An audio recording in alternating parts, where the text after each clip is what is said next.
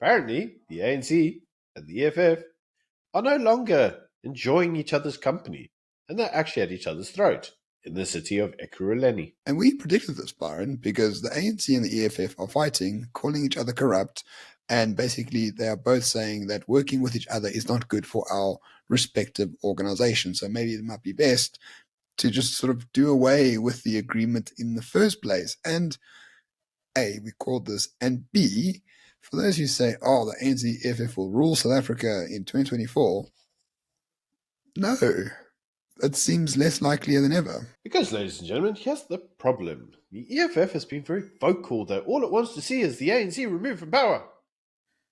Well, then why would you want to be involved with them in a power sharing agreement? Because they want to remove you from power. Like, surely that's obvious, right? And so that's actually what the ANC is now saying. Hang on, if we're involved in an agreement with the party that wants to see us liquidated, how does that work? I mean, this party hates our leader, and I mean hates our leader. Like, he's the leader of your party, EFF, Julius Malema, rarely goes out of his way to call Cyril all sorts of names. So how does this work in a strategic manner?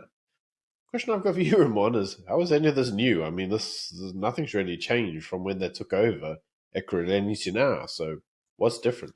As I said, we called this from the very start. The ANC EFF coalition, whatever you want to call it, is a zero-sum game. It's a game of grift. And grift is tangible, and grift is finite. There's only so much budget to share with so many of your coalition partners. And once the grift is over, the grift is over. There's nothing there keeping the ANC and the EFF together.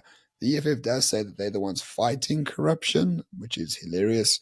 And we know that the ANC, based on previous experience, are the kings of corruption in this particular regard. So once the grift is over, the grift is over. And it looks like, hopefully, that is what's going to happen in Ekurhuleni very soon. Now, ladies and gentlemen, go back and watch our old video because you will notice that we actually called this. We said any agreement with the EFF probably wouldn't last more than 12 months just because of the, shall we say, the inability for the two parties to get along.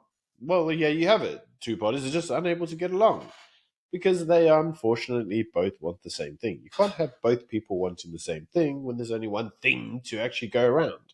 They just wanted to do one to the DA, right? They just wanted to show that the DA wasn't as strong and as powerful as the DA was claiming to be, and that the more that they were in charge, the less in charge they actually were, and that the ANC was the real kingmakers. This is kind of what was going on. It was let's call it a turf war.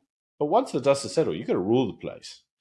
And then you all got to kind of come to a common consensus. And what we are finding in the city of Ekurhuleni is that that's actually a lot harder than they thought. But if you look at the letter written by the ANC, you get the same sort of themes cropping up. Like the first theme is that the EFF is trying to remove the ANC from power. They keep attacking the president of the ANC, Cyril Ramaphosa. And there's this notion that the EFF are trying to take over the ANC, which the ANC is not very happy about.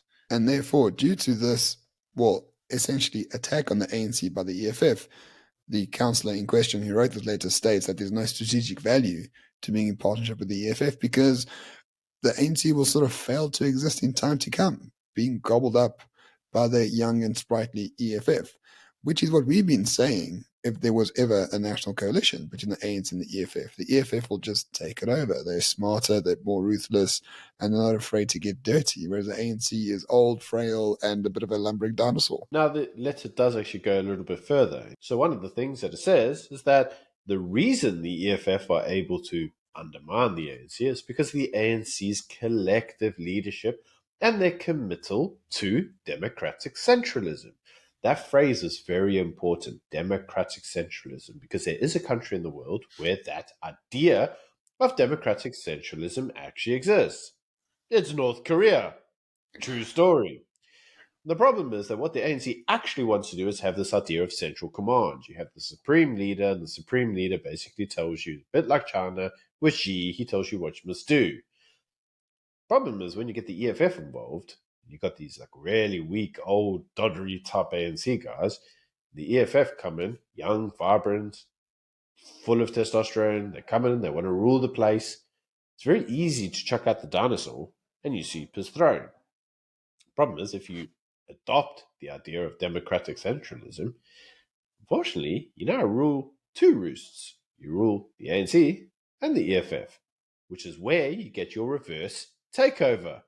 Because you just kind of rule it because you're the most vocal. When you have two bedfellows getting into bed for the wrong reasons, it is highly possible that this is the inevitable outcome, and probably is unsurprising to anybody watching. It is rather unsurprising. And we've got a lot of heat on this channel for saying the ANC-DA sort of coalition at a national level could make the most sense, because I don't see the DA trying to take over the ANC in any meaningful way. I think they lack the testicular fortitude and the strategy to do that in the first place.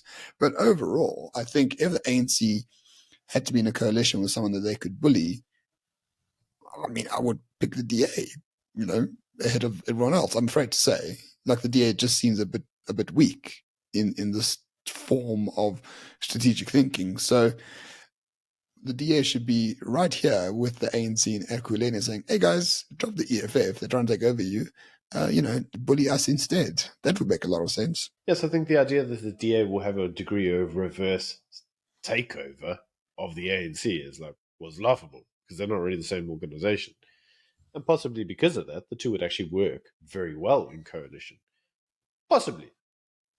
But at the end of the day, I suppose if you were a really cynical person, you may sit back and go, all political parties are captured by foreign NGOs anyway, so it doesn't really make a difference who we have in charge. It'd just be nice if we actually, for once, really kind of just had a political party that cared about the interests of the subjects as opposed to the interests of itself. But don't worry, we are not as cynical as we may seem in this particular video. There is a common middle ground based on South African nationalism, and hopefully that movement is going to grow very soon.